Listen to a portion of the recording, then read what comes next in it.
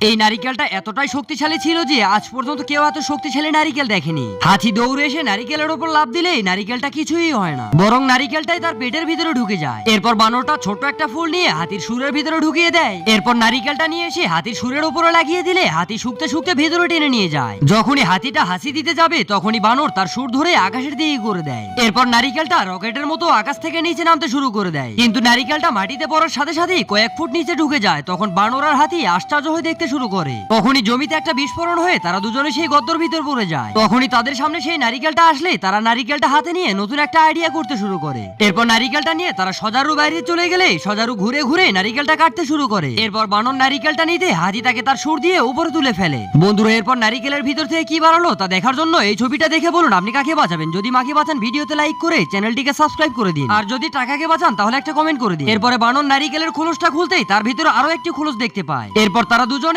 আস্তে আস্তে খোলসগুলো খুলতে খুলতেই তার ভিতরে ছোট্ট একটা বাদামের মতো কোকোনাট দেখতে পায়।